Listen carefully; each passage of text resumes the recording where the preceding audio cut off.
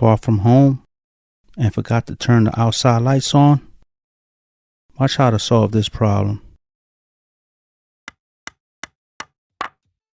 To solve this problem, I'm going to show you how to install smart switches so you can turn them on from anywhere.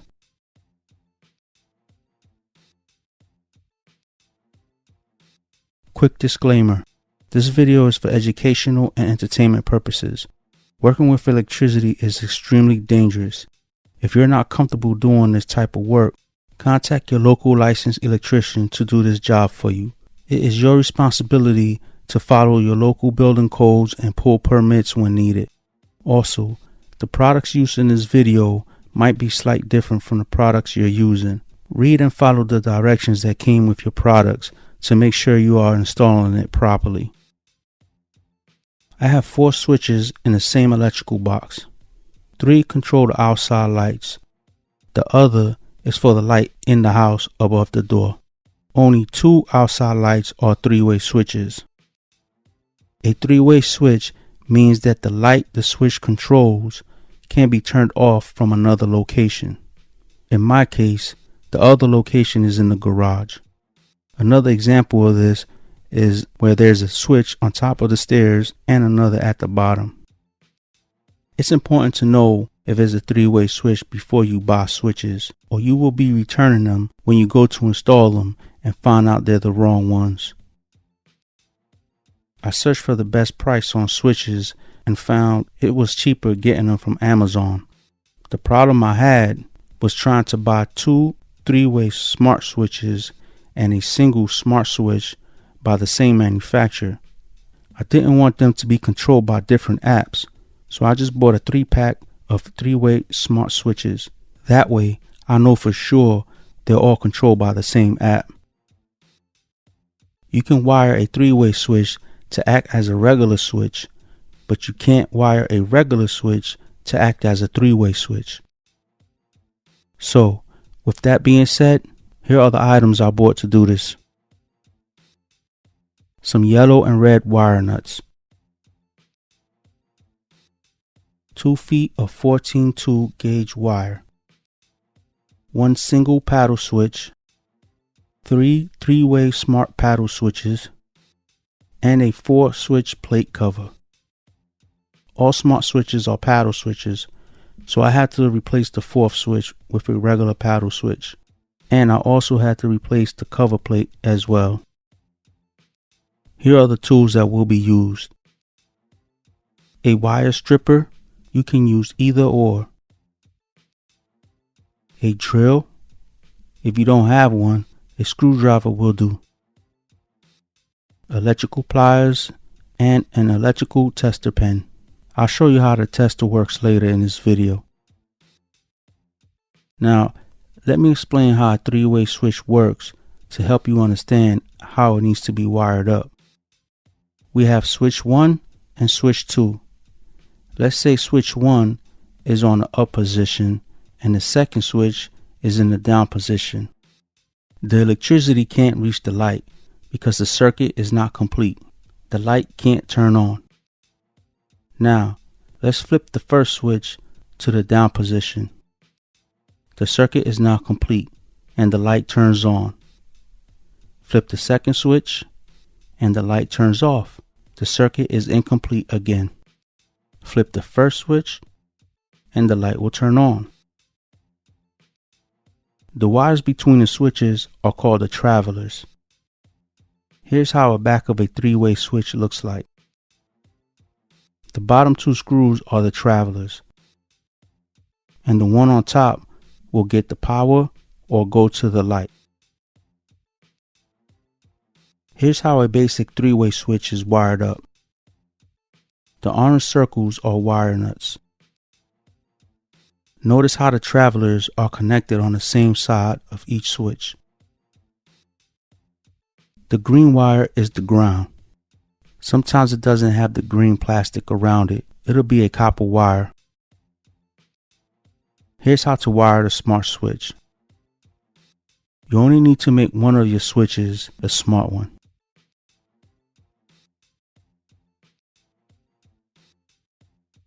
Now, Here's an illustration on how I wired up behind the 4 switches.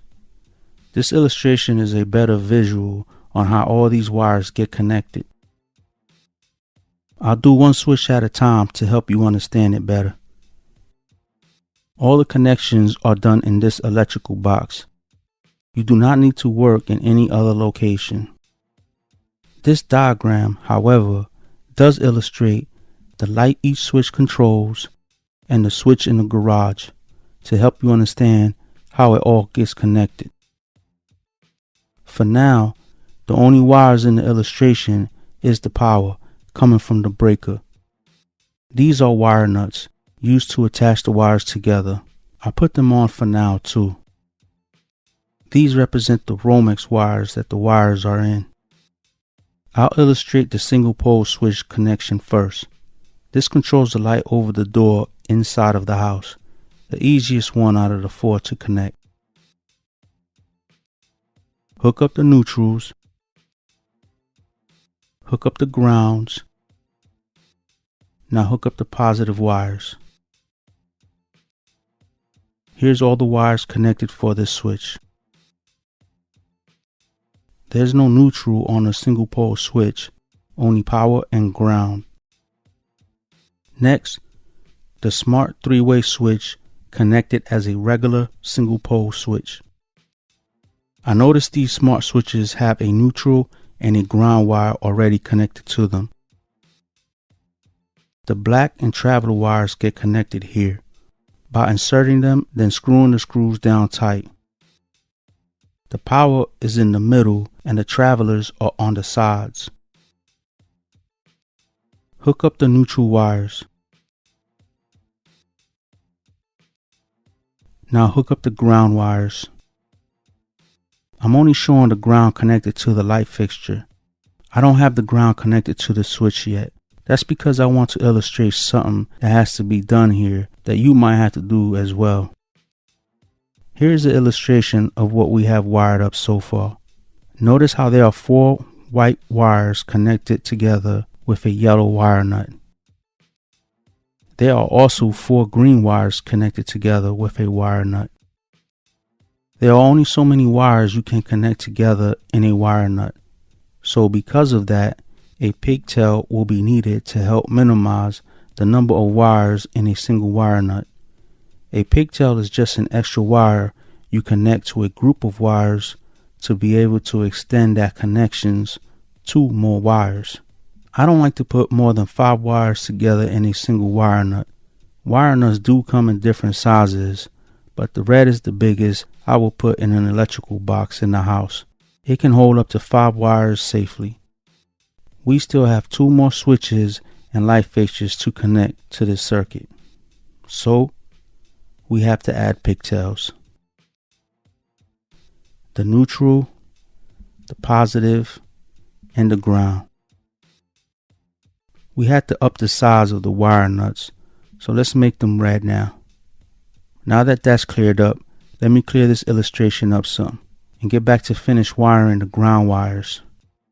That's better. I'll leave the pigtails. We already have the ground from the light fixture connected. So now, the ground on the switch needs to be connected to the pigtail with a wire nut, like so. We're done with the ground wires. Now let's do the positive wires. Let me clear this up. This is what we have wired up to the wire nut so far. Only 3 wires. We can add another to this and not use a pigtail yet. This is how it needs to be connected. The power gets connected to the line in on the switch, the middle of the 3 screws. The black wire from the light can connect to either side, the traveler connection on the switch. Let me clear this up again and only show the second switch wired up, the porch light switch. Clear this up again. Now the 3-way switches. Let me illustrate the neutral wires first to get it out of the way. I removed the switches from the illustration to give you a better view of how the neutrals are connected. They are not connected to the switches at the second location. They're just connected together and tucked in the back of the box. In the electrical box where we are working, we will connect all the remaining white neutral wires together, including the white wires from the smart switches. That's 5 wires together, so it'll get a red wire nut. Clear this up again. This time we'll leave the switches because they get the ground wires connected to them. Here is how all the ground wires are connected.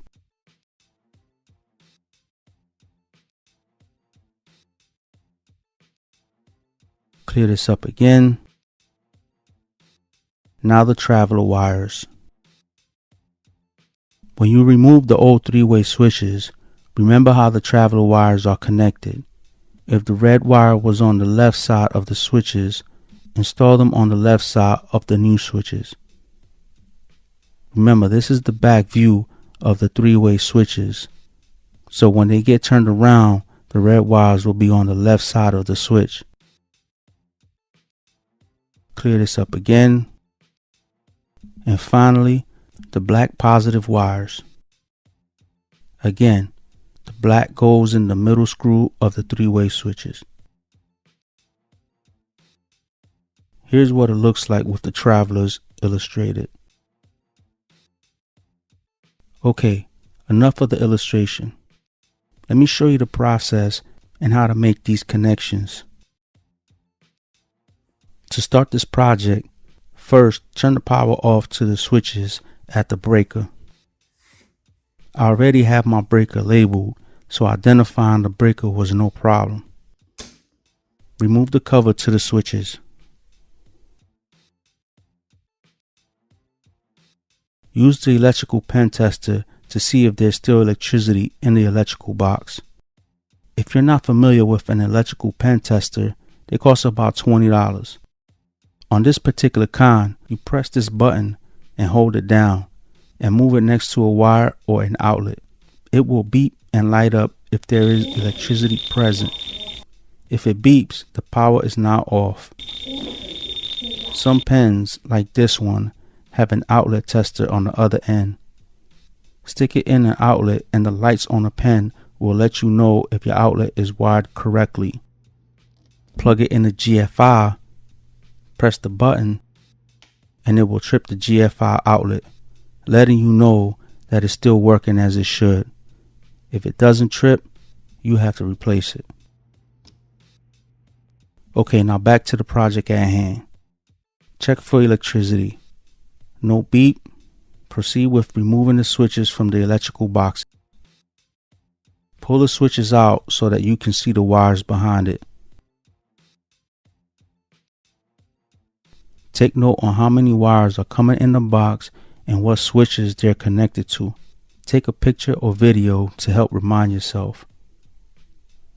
Look at the 3-way switches and note the traveler wire position on the switch.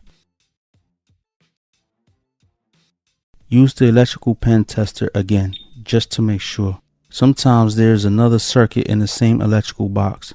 If there is, and there's power to it, you'll have to locate the circuit in the breaker panel and turn that breaker off too. If there's no electricity and you made a note on what wires went where, remove the switches from the wires. The wires are either wrapped around a screw on the side of the switch, unscrew it and remove it, or they're in the switch like this. To remove them when they're like this, use a small screwdriver or some kind of pin. Insert it in the slot or the hole next to the wire. This will release the wire, letting you pull it out. You can replace one switch at a time, or if you know you'll be adding pigtails, it's best to make as much room as possible to work in and remove all the switches. If you remove all the switches, pull each wire out that was attached to the switches and spread them out. Do not have any wires touching each other. The wire that comes from the breaker is the wire that provides electricity to the switches, so that's the one you need to identify. If you couldn't identify them when you first exposed the wires, make sure the copper ends of each wire is not touching anything, even the side of the electrical box. Some boxes are metal. If it's clear, have someone turn the breaker on and use your pen tester to locate the wire that has the power. Once it's located, turn the breaker back off. Now proceed wiring the switches as needed for your situation. Hopefully the illustration I provided earlier will help you figure out what you will need to do for your situation. Now is a good time to look at the smart switches and see how they need to be connected. The back of this switch has the connection markings on it. There are 3 screws that need to be inserted and screwed down before it can be installed. Do not tighten the screws. The connecting wires need to be inserted in the holes first. Tightening the screws is what holds the wires in place. Notice how the ground wire is connected to these switches? It's one wire connected to both switches. I will not be using this method. We have 3 more grounds to connect to this wire. Here, I'm observing how the ground and neutrals are sitting in the box and what's the best way to make my connections. I disconnect the positive wires.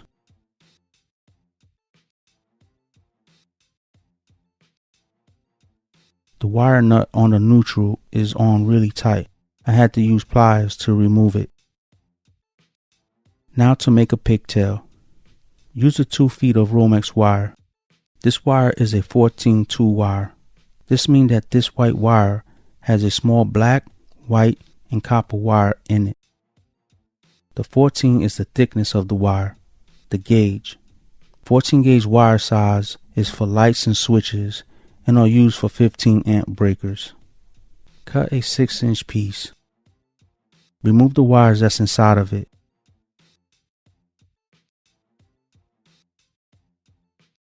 Strip the ends using the wire strippers. Do this for the black and white wires. If you need some more, make more. Now I'll add the white pigtail to the existing white neutral wires.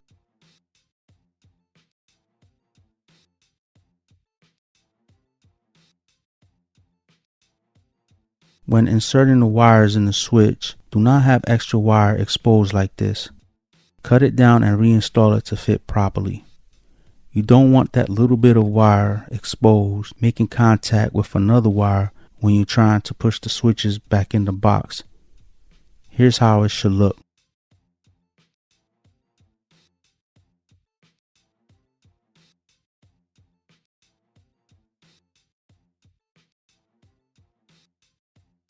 I connected the travelers.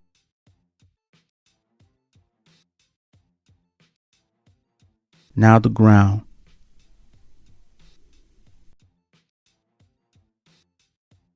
All the black power wires.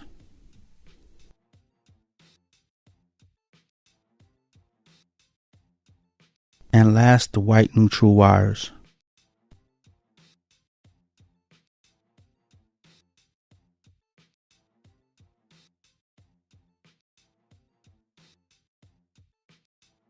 Before putting it in the box, check your connections. If it looks good, turn the breaker back on. Check to make sure your lights work. Flip the switches at the other location too. If it does work, turn the breaker back off, then carefully push the wires back in the box, followed by the switches. Screw the switches to the box, but do not tighten them yet. Take the plate cover and check the fit. Adjust the switches as needed. Once they're lined up with the faceplate, tighten the switches down. Now turn the breaker back on and check the switches again. Sometimes a wire breaks and you lose connection when putting it back in the box. If it's still good, put on the faceplate. This faceplate is a screwless plate. That means you don't see the screws on the face when you're done installing it. I have to install the back plate first, then snap the face on.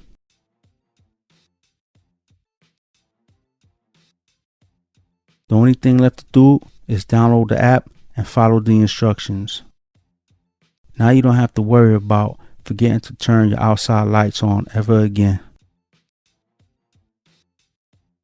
If this video has some value to you, please do me a favor. Share this channel with someone you think it'll be helpful to. Subscribe and have a blessed day.